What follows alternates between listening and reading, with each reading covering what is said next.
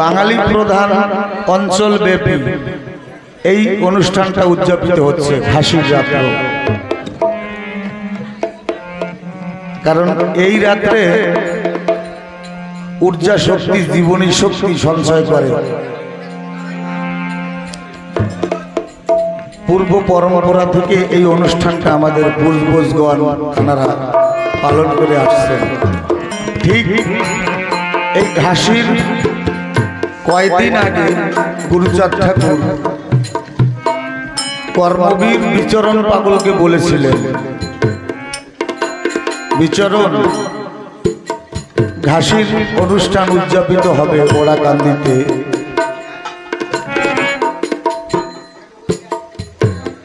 তুমি কিছু লঙ্কা নিয়ে আসবে ভক্ত সেবার করে। বিচরণ পাগলের জ্যাঠামশাই যিনি মহেশ ব্যাপারী নাম যার, উনি হরিচাঁদ ঠাকুরের কৃপায় চালানি নৌকার ব্যবসা করতেন। তাই গুরুচাঁদ ঠাকুর বললেন কিছু লঙ্কা নিয়ে আসবে ভক্ত সেবার করে। কিন্তু পাগল মানুষ কিনা, পাগল ওই ভক্ত সঙ্গ করতে করতে ঘাসির এই দিনের ঠিক 27 দিন পরে ওরা কান্দিতে গিয়ে হাজির হয়েছে এক ধামা শুকনো লঙ্কা নিয়ে। গুরুচাঁদ ঠাকুর পাগলকে বললেন, কি ব্যাপার, তোমাকে বললাম লঙ্কা নিয়ে আসতে ভক্ত সেবার জন্য, আর তুমি নাকি 27 দিন পরে এসেছো ওরা কান্দিতে। বিচরণ পাগল মাথা নত করে দাঁড়িয়ে আছে। গুরুচাঁদ ঠাকুর বলছে, কি গো কিছু বলছো না যে? যখন কিছু না বলছে তখন গুরুচাঁদ ঠাকুর আদেশ করলেন, যাও ওই লঙ্কা বেটে লঙ্কা গুঁড়ি করে সর্বশরীরে মাখো। আমার বিচরণ পাগল, শুধু বিচরণ পাগল নয়, ঠাকুরের অনুগামী যারা ছিলেন তৎকালীন দিনে, পাগল গোসাই সাধু, তাঁরা বাক্যকে ধর্ম মনে করতেন। তাই বাবা গুরুচাঁদ যখন বললেন যে লঙ্কা গুঁড়ি করে যাও সর্বশরীরে মাখো, বিচরণ পাগল আর দেরি করলেন না, ওই লঙ্কা নিয়ে বাড়িতে গেলেন। ওই লঙ্কা গুঁড়ি করে সর্বশরীরে বাবা গুরুচাঁদ বলে মাখছে। মনপ্রাণ সঁপে দেওয়া পাগল, তার তো আর কষ্ট হচ্ছে না, কষ্ট যাকে মনপ্রাণ সঁপে দিয়েছে তার হচ্ছে। বিচরণ পাগলের কষ্ট নয়, বাবা গুরুচাঁদ বলছে আর সর্বদেহে ওই বিষময় লঙ্কার গুঁড়িটা মাখাচ্ছে। গুরুচাঁদ ঠাকুর নীলরতনকে ডেকে বলছে, ওরে নীলরতন, নব কে কোথায় আছিস? আমি যে আর জ্বালা সইতে পারছি না, আমার বিচরণ কোথায় আছে? শিগগিরই তোরা গিয়ে খুঁজে নিয়ে আয়। তৎক্ষণাৎ ভক্তগণ ছুটলেন তালতলাতে, বিচরণকে নিয়ে আসলেন। গুরুচাঁদ ঠাকুর বললে, ওরে আর কত আমাকে খাটাবি তোরা, আর কত যন্ত্রণা দিবি? মহাজনরা পুষ্পবন্ত কলি শব্দটা লিখেছে, যে সন্ধিক্ষণে সূর্য আর চন্দ্রের একত্রে মিলন হয় সেই ক্ষণটাকে পুষ্পবন্ত ক্ষণ বলে, পুষ্পবন্ত যুগ বলে। আমার বাবা পতিত পাবন দয়াল হরিচাঁদ সম কোটি সূর্য সম, আর আমি দেবাদিদেব মহাদেব চন্দ্র। এই চন্দ্র সূর্যের মিলনে এই কলির শেষে পুষ্পবন্ত যুগ নিয়ে আমরা এসেছি, আমাকে আর কত কষ্ট দিবি? এই বললে বিচরণ পাগল গুরুচাঁদ ঠাকুরের চরণ ধরে ক্ষমা ভিক্ষা চাইলেন। সেই ঘাসির রাত্রে প্রথম থেকে সুন্দর সুন্দর হরিসঙ্গীত কীর্তন হলো। এখানে হরিসঙ্গীত কীর্তন কেমন? তৎকালীন দিনে পূর্ববঙ্গে কবি সম্রাট ছিলেন রাজেন্দ্র সরকার। এই রাজেন্দ্র সরকার কোনো গান রচনা করে যাননি। সকলে ওনার শিষ্য সামন্ত যারা আনুষঙ্গিক যারা ওনাকে বলতো, পাগল তুমি, তোমার কাছে তো বাগদেবী বাধা, বর্ণেশ্বরী তোমার বাধা, তোমার কথায় শাস্ত্রের শ্লোক সরে যায়, তুমি একখানা কীর্তন কেন লেখনি? সকল সরকাররা যার যার লিখিত ধুয়া গান আসরে গায়, তুমি তো একটা গান লেখনি। আমার রাজেন্দ্র সরকার বললেন, এই আসরে কোন ভক্তের কাছে শ্রীহরি সঙ্গীত আছে কি? এক ভক্ত হাত উঁচু করে বললেন, হ্যাঁ পাগল আমার কাছে আছে। বলে নিয়ে এসো। আমার রাজেন্দ্র সরকার ওই শ্রীহরি সঙ্গীতখানা মাথায় তুলে ধরলেন। যখনই হরি সঙ্গীতখানা মাথায় তুলে ধরলেন, রাজেন্দ্র সরকারের চোখ থেকে টপ টপ করে জল পড়তে লাগলো। বলছে, যে হরি সঙ্গীত মস্তকে ধারণ করলে প্রেমের যমুনা বাহিত হয়, প্রেমের গঙ্গা তরঙ্গায়িত হয়, আর সেই হরি সঙ্গীত যদি উচ্চারণ করা যায়, হৃদয়ঙ্গম করা যায়, তাহলে আমার অশ্বিনী দাদা এমন কোনো শব্দ রেখে যায়নি যা আমি লিপিবদ্ধ করতে পারি, তাই আমি কোনো সঙ্গীত রচনা করিনি। এই রাজেন্দ্র সরকার একদিন আমার অশ্বিনী কর্তার কীর্তন করতে করতে এক যবনের তরমুজ ক্ষেতের ভিতর দিয়ে যাচ্ছে। ওই মুসলমানের তরমুজ ক্ষেত, তরমুজ পরিপক্ক হয়েছে, আগামী দিন ওই তরমুজ নিয়ে বাজারে যাবে। এমতো অবস্থায় রাজেন্দ্র সরকার অশ্বিনী কর্তার গান গাইতে গাইতে ওই তরমুজ ক্ষেতের মধ্য থেকে পদচারণা করছে। প্রতি পদে পদে ওই তরমুজের বোটা পড়ছে আর তরমুজটা ছিঁড়ে দুই ভাগ হয়ে যাচ্ছে। গানটা কি গাইছে? কর শ্রী গুরু কান্ডারি, হরি নামের তরি, হরি বলে তরি খোলো রে এবার। মন রে এই সকালে ধরো পারি, সাধু মহাজন বহর ধরি, তবে অনায়াসে উঠবে পারি, জলের বাড়ি লাগবে না আর। ঐহিক সুখে দিয়ে মাত্রা, করো রে মন ভবযাত্রা। বন্ধ করো ওটাকে। এই গানটা গাইতে গাইতে গানের মধ্যে রাজেন্দ্র সরকার হারিয়ে গেছে, চোখের জলে দুই বুক ভেসে যাচ্ছে। হরি বলতে কেন নয়ন জলে বয়ান ভাসে না? কেমন ভক্ত হয়েছি আমরা। ঠাকুর বললেন, এক হরি নাম মধ্যে গুণ দিয়ে সব, নিচু জনে করাইব পরম বৈষ্ণব সেই হরিনাম, নীলে চোখের জলে বয়ান ভাসে না। এতটা পাষাণ আমাদের হৃদয়। এই যে মধুর হরিনামে পাষাণ গলে, কিন্তু হৃদয় পাষাণ করল না। রাজেন্দ্র সরকারের ওই অশ্বিনী কর্তার গানের শব্দে রাজেন্দ্র সরকারকে ঘিরে ফেলেছে। এমতো অবস্থায় ওই ক্ষেতের মালিক মুসলমান যিনি বড় একখান লাঠি নিয়ে এসে তাড়া করছে। বলে, ও মশাই, তোমার কোনো কাণ্ডজ্ঞান নেই? ভরা ক্ষেতের মধ্য থেকে উন্মাদ অবস্থায় গান গাইতে গাইতে কানতে কানতে ছুটে চলেছ, তোমার প্রতি পদে পদে এক একটা তরমুজ ছিঁড়ে পড়ছে। যখন ওই মুসলমান সামনে এসেছে, দেখে যে কবি সম্রাট রাজেন্দ্র পাগল।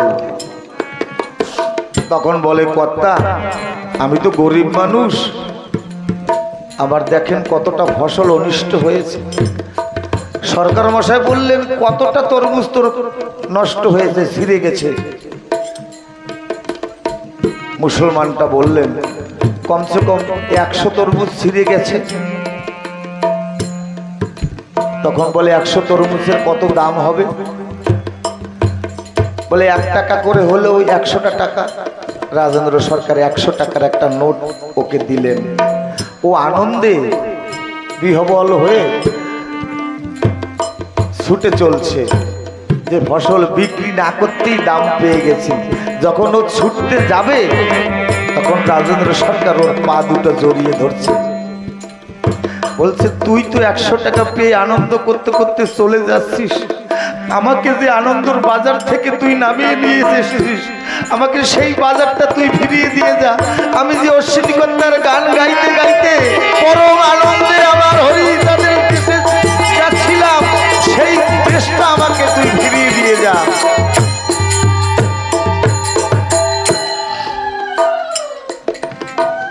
হরিসঙ্গীত কেমনই একজন। আমার ওই ভক্তের নামটা স্মরণে আসছে না, ওনার বাড়ি 64-10 ছিলেন, ঠাকুর সত্যানন্দের শিষ্য ছিলেন, বৃন্দাবনে থাকতেন। ওনাকে ওনার শিষ্য সামন্তরা জিজ্ঞাসা করতেন, বাবা তুমি এই হরিসঙ্গীত খানা বুকে নিয়ে কেন ঘুমাও?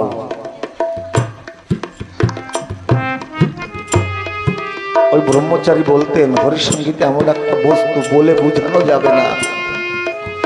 হরিসঙ্গীত শুধু খালি হরিসঙ্গীত বুকে নিয়ে যদি ঘুমানো হয় বুকের সকল ত্রিতাপ জ্বালা দূরীভূত হয়। সবার হলো, আমার হলো না।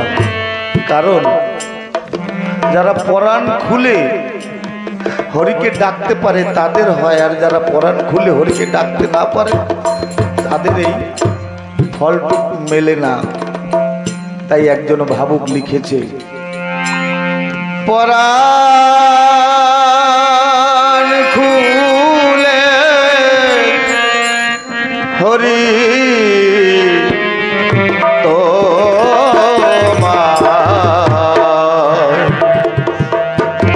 ডাকি নাই একদিন। ফেলারাম সরকারকে আপনারা অনেকে দেখেছেন, ভালো গান গাইতে পারতেন। বিশেষ করে সোনার গুরুচাঁদ ছেড়ে গেছে নিজ দেশে, এই গানটা সুন্দরভাবে গাইতেন। কিন্তু এই গানে সকল ভক্তরা কেঁদে আকুল হয়ে যেত, কিন্তু ফেলার চোখে জল বইত না।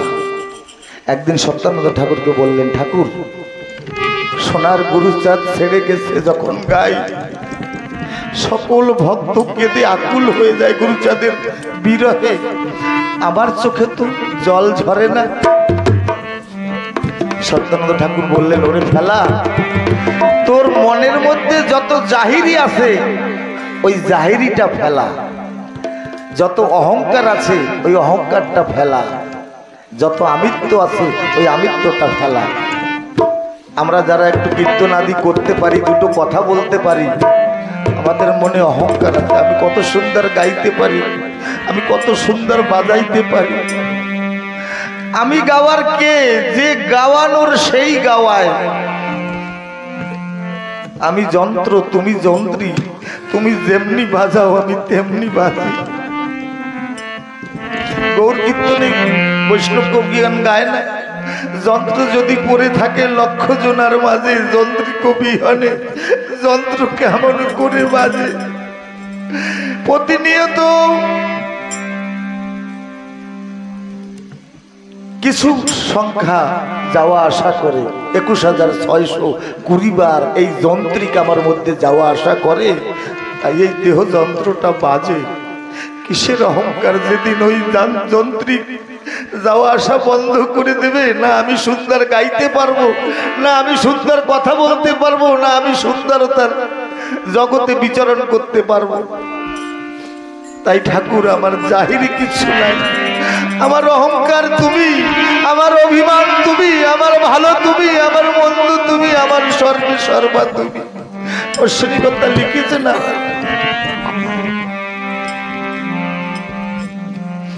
মন বড় উচ্চাটন। অশ্বিনী কথা লিখেছেন, আমিত্ব স্বামিত্ব তুমি সর্বমূলাধার, তুমি সব আমার। রসিকলাল মিস্ত্রি ভক্ত প্রেম সঙ্গীত রচয়িতা গান লিখে গোপাল সাধু মশাইয়ের কাছে গিয়েছিলেন, বলে বাবা দেখো তো গান কটা কেমন হয়েছে। সাধু মশাই গান কটা পড়ে দেখে বলছে, রসিক রে এইভাবে গান লেখে না বাবা। গান কিভাবে লেখে আজ তোকে বলে দেই। ঠাকুরের গুণটা প্রথমে লিখবি, যার গুণে শশাকরা পৃথিবী ভাসমান চলমান, যার কৃপায় চন্দ্র ওঠে সূর্য ওঠে, যার কৃপায় আকাশ বাতাস তরুলতা শ্বাস বয়, যার কৃপায় গাছের পাখি ডাকে, যার কৃপায় ঝর্ণা বয়, সেই গুণমানের গুণটা আগে লিখবি। আর নিজের যত দোষ তাই ঠাকুরের চরণে অর্পণ করবি। আমরা ঠাকুরের সবাই এসে ঠাকুরকে দর্শন করি না, প্রদর্শন করি। ঠাকুর দেখো আমি কত ভালো গাইতে পারি, আমি কত বাজাইতে পারি, আমার বস্ত্র কত ভালো, আমার আভূষণ কত ভালো। যে সাজানোর মালিক তাকে কখনো প্রশংসা করি না। তাই আমি কিচ্ছু পারি না, তুমি পারো হরি। আমার দিনে দিনে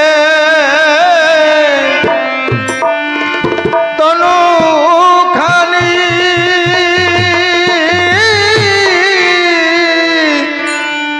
হয়ে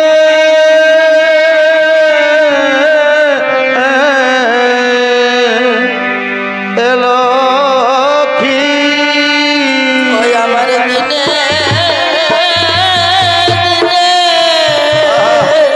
তনুখানি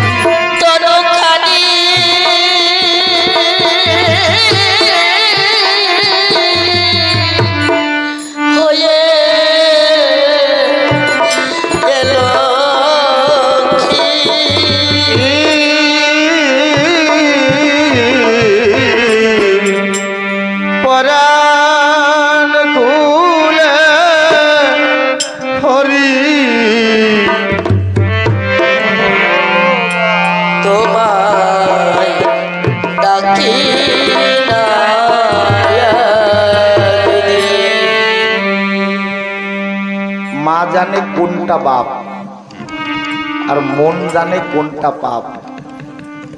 আমি হরিকে, কৃষ্ণকে, গৌরকে কতটা ভালোবেসেছি আমার মন জানে। আমি কতটা সাধন ভজন করছি আমার মন জানে। তাই এই মন হলো সাধন ভজনের মূলে।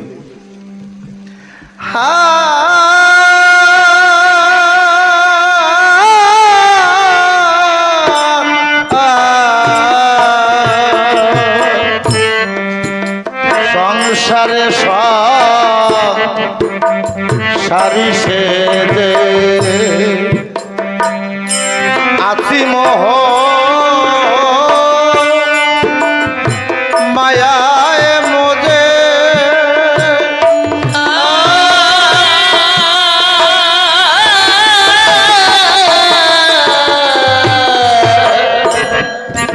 সংসারে সব সারি সেজে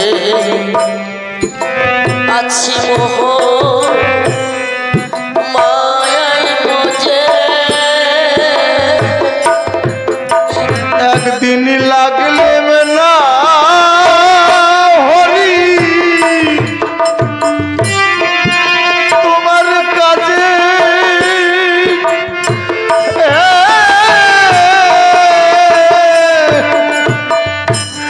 আমি অসৎ কাজে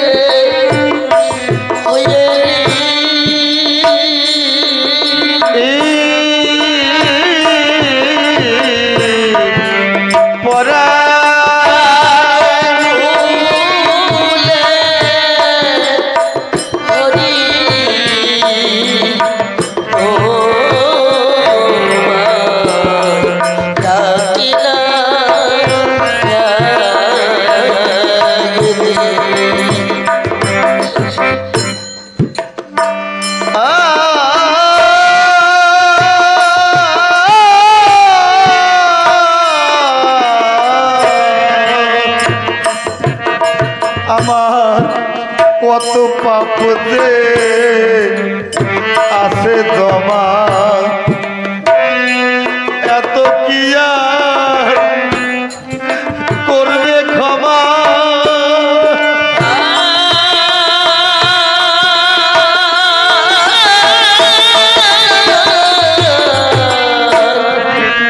কত পাবে যে আছে আছে জমা, এত কি আর করবে ক্ষমা। আমার দুটো ছাত্রী ছিল, ছাত্রী নয় তো আমি ওদের দাস। ওর মধ্যে একটা ছাত্রী বলতো, দাদু দাদু ভাই তুমি গান করতে করতে চোখের জলে ভেসে যাও, আমি কিন্তু গান করতে করতে কাঁদতে পারবো না। কলেজে পড়ে মেয়েটা। আমি ওকে বললাম, দাদা রে তোর গান গাইতে গাইতে কাঁদতে হবে না। আমার ঠাকুর বলল, মনের কালি কোনো ওষুধে ধৌত করা যায় না, কোনো ডিটারজেন্টে ধৌত করা যায় না। মনের কালি শুধু আর শুধুমাত্র চোখের জল দিয়ে ধোয়া যায়। আমি ওকে বললাম, দাদা রে তোর কাঁদতে হবে না। আমার তারকর্তা লিখেছে, কে এসে অন্তরে কাদায় ভাষায় নয়ন জলে, আমি তারে পেলাম কই, জলে মরলাম সই, গৌর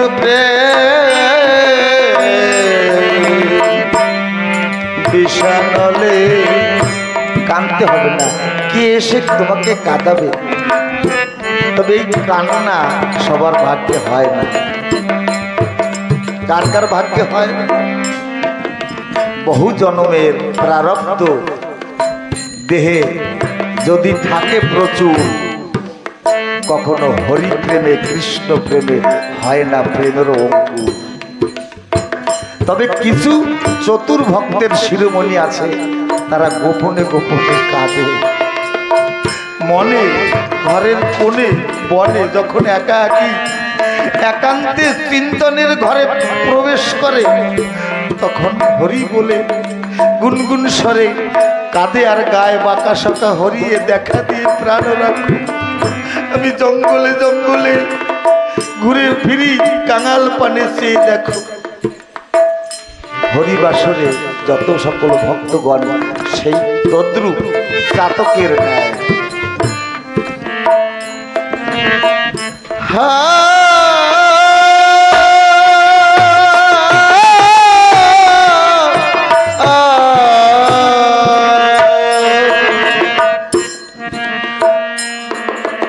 আমার কত পাপ যে আছে জমা, এত কি আর করবে ক্ষমা।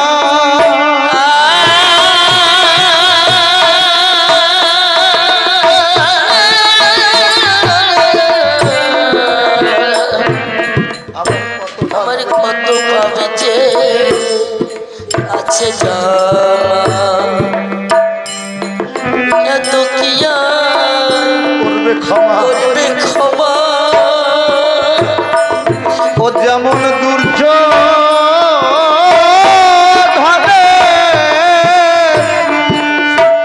শকুনি মামা,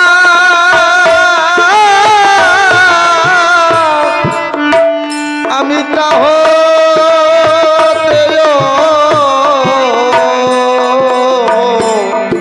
অতি কঠিন। ও যেমন দুর্যোধনে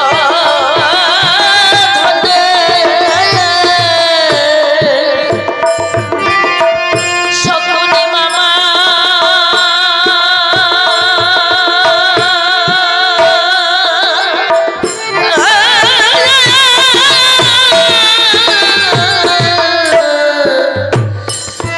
আমি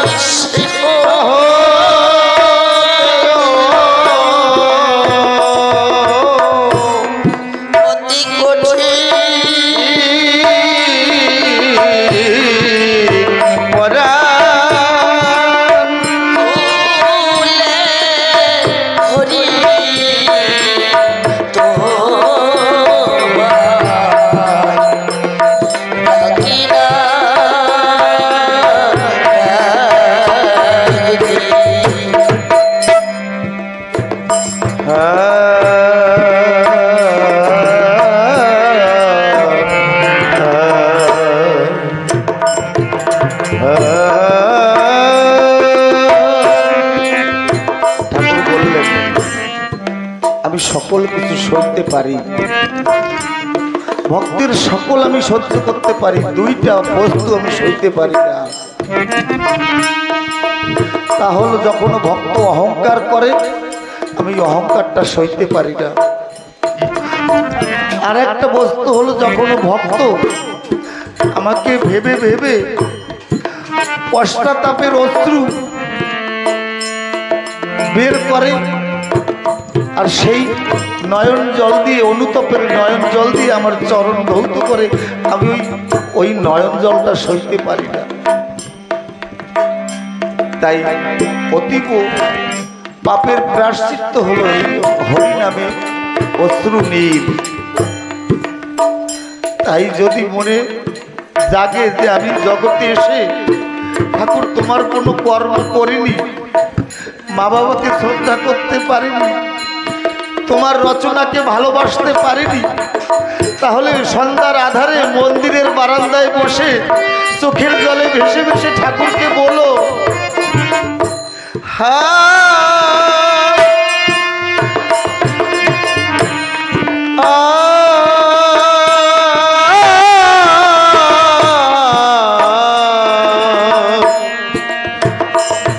আমি কত জন্মের অপরাধী, তাইতে নির্দয় হলো বিধি।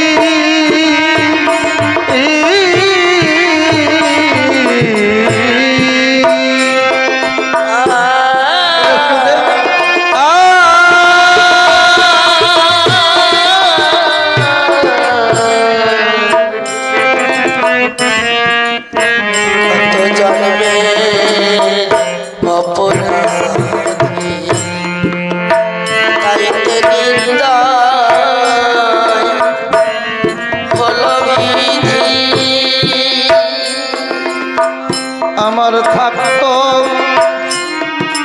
যদি কোনো সুকৃতি,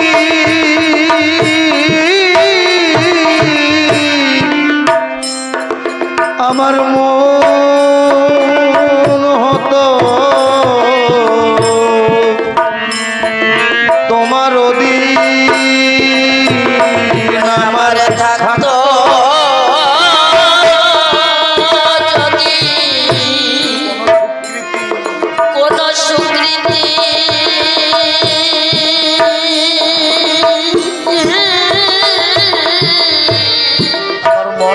তোমার অধীন, আমার মন হতো তোমার অধীন।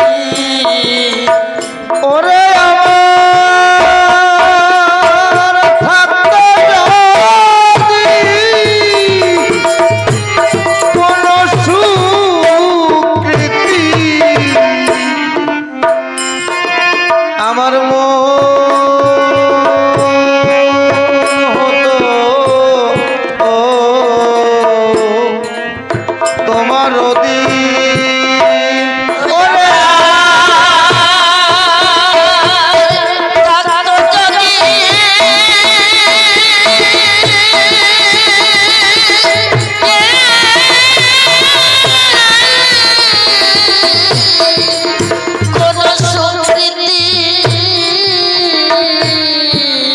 মন হতো, আমার মন হতো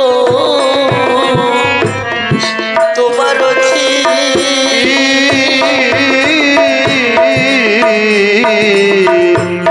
পরাণ খুলে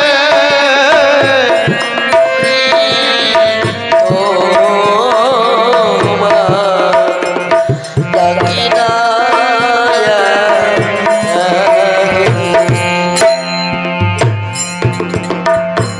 এই দেহ কত সময়, যেদিন এই দেহ খাঁচা ছেড়ে প্রাণ পাখি উড়ে যাবে, ওই পাঁচতলার মানুষটি গাছতলায় শোয়াইয়া রাখবে, শ্মশানে গিয়ে পোড়াবে, হব এক ফুটো ছাই, ফু দিলাম উড়ে গেলাম, আমার জীবনটাও তাই। হরিনাম গুরু নাম বিনে আর জগতে কিচ্ছু আপন নয়, সকল অসার।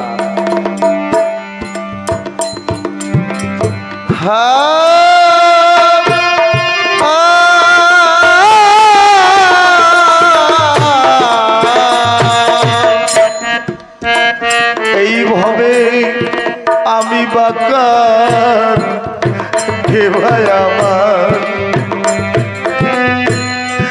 কারে বলি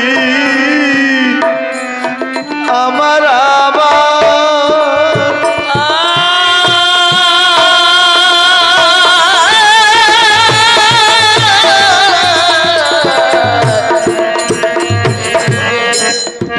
কে ভাই আমার কে ভাই আমার কারে বলি আমার আমার আমার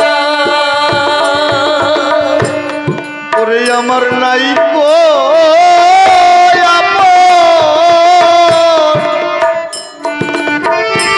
সকলি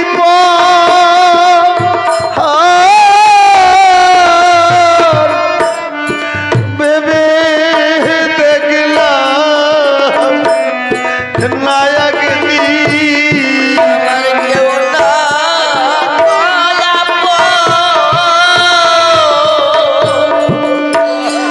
সকলে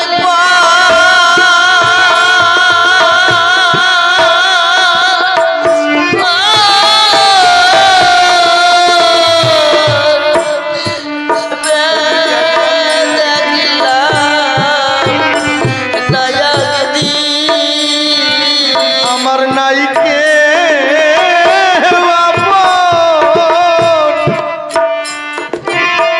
সকলি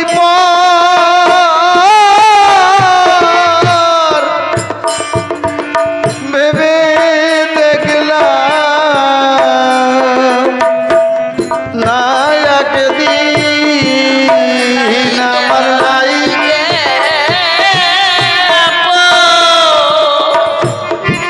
সকলে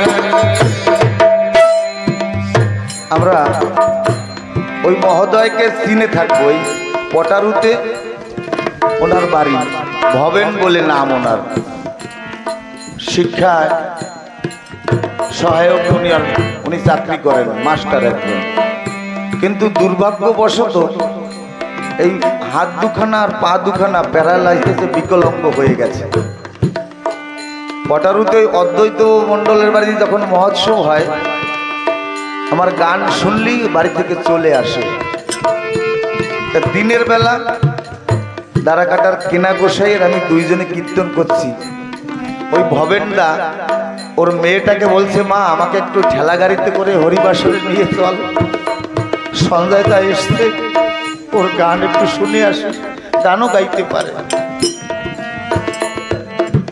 ওর একটা মেয়ে কলেজে পড়ে সেই মেয়েটা বাবাকে ওই ঠেলা গাড়িতে নিয়ে ওই আসরে নিয়ে এসেছে আমার গান শেষের পরে আমি ভবেনদাকে বললাম দাদা একটু তুমি কীর্তন করো বলে দাদা কীর্তন করার দৃষ্টতা নাই তবে দুটো কথা বলবো বলে আমার ঠাকুরের কাছে কোনো অভিযোগ নাই আমাকে প্যারালাইসিসে বিকলাঙ্গ করে দিয়েছে আমি ঠাকুরকে দোষ দিই না আমি ভাবি আমার কোনো জন্মের প্রারব্ধ ফলের কারণে আমার এই হয়েছে কিন্তু দুঃখ আমার মনে এইটা আমি হরিসঙ্গীত গাইতে গাইতে যখন আমি চোখের জলে ভেসে যাব তখন তো আমি জল বুঝতে পারবো না কেননা আমার হাত তো কাজ করে না আমি ঠাকুরের কাছে এইটুকু চাই ঠাকুর তোমার প্রেমে তোমার নামে যখন চোখে জল ঝরবে তখন আমি নিজের হাত দিয়ে যদি একটু জল বোঝাতে পারতাম তখন ওই মেয়েটা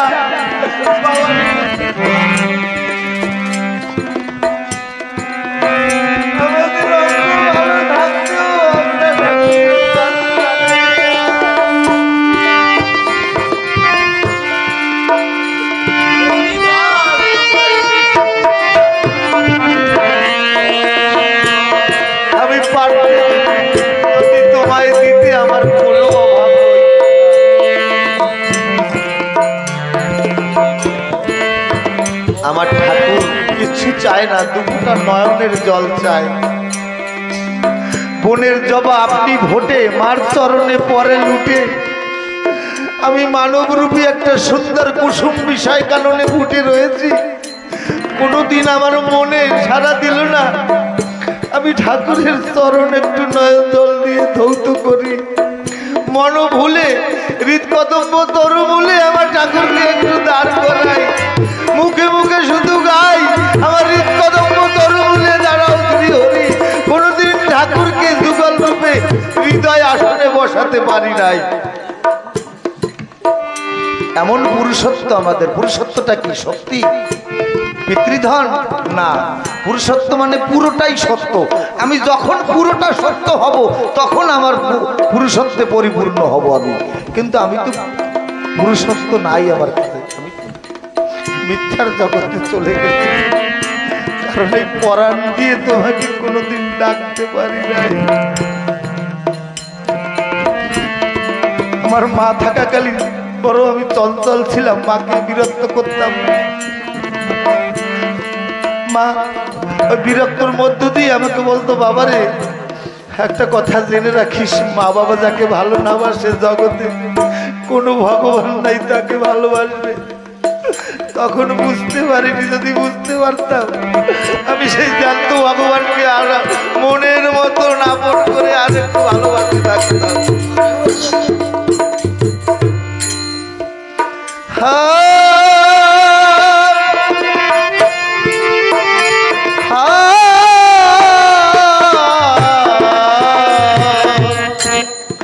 বলে গোসাই মহানন্দ, সূর্যারে তুই রইলি অন্ধ।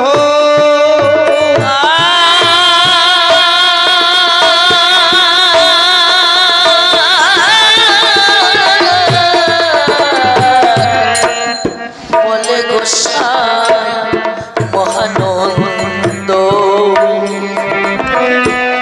সূর্যারে তুই রলি অন্ধ।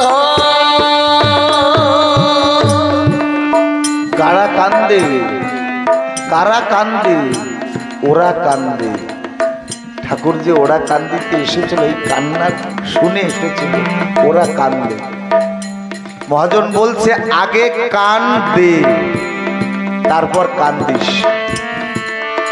আগে কান দে, কারণ এই শ্রবণে যত সময় না ঢুকবে ভিতরে, এই সাতটা তালা যত সময় পরিশুদ্ধ না হবে তত সময় কাঁদলে কোনো কাজ হবে না। আমার বাসু বাবা বলে গেছে না, কান্দা কান্দি ঢলাঢলি কত কাল করে এলি, কিবা পেলি ফল, কর্ম ছেড়ে বলো হরি, ধুলাই দাও গড়া করি, হবি নাকি বৈরাগীর দল। এই কথার অর্থ ওটা নয়। আগে কান দিতে হবে তারপর কাঁদতে হবে। কাঁদলে কি গৌর পাবি? কেনা ভাগ, তাই তো ভাবি কেনা কাঁদে গৌর বল। আগে ঠিক হয়ে ঠিক করো মন, কিভাবে কাঁদিলে হয় সঠিক কাঁদন। যত সময় কান না দেব তত সময় কান্নার শক্তি প্রবেশ করবে না, কারণ এই শক্তিটাই শ্রবণ রন্ধ্র থেকেই প্রবেশ করে।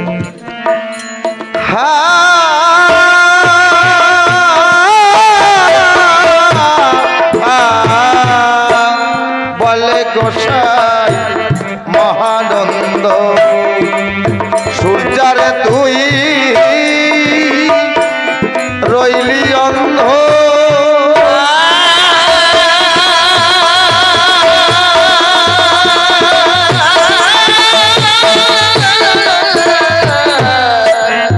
বলে গোসাই মহানন্দ, সূর্যারে তুই রলি অন্ধ। ওরে গেল না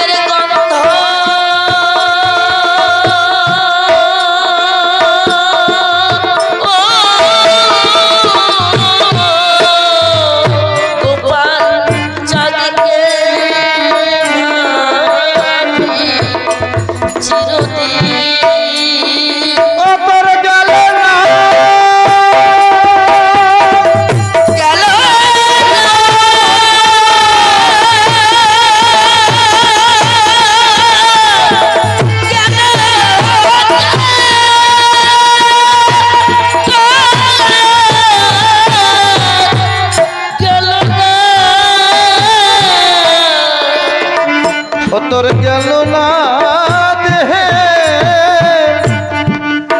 কামের গন্ধ ও গোপাল চাঁদকে ভাবি চিরদিন তোর গেল না কামের গন্ধ ও গোপাল চাঁদকে ভাবি চিরদিন ওই তোর গেল না দেহের কামের গন্ধ গোপাল চাঁদকে ভাবি চিরদিন তোর গেল না দেহের কামের গন্ধ গোপাল চাঁদকে ভাবি চিরদিন তোর গেল না দেহের কামের গন্ধ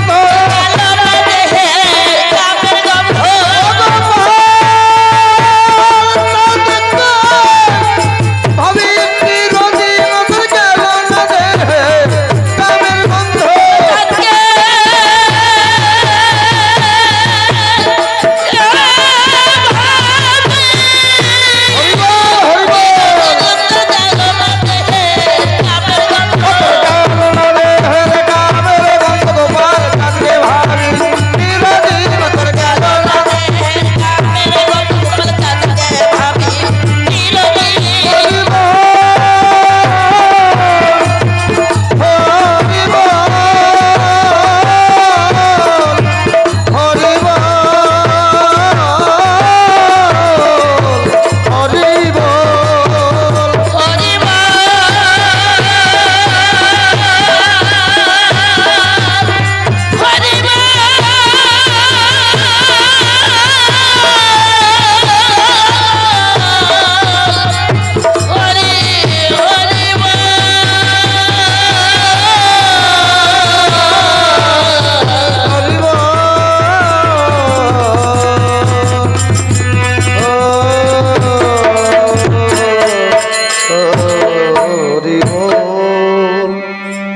ভুল ত্রুটি ক্ষমা সুন্দর দৃষ্টিতে দর্শন করবেন।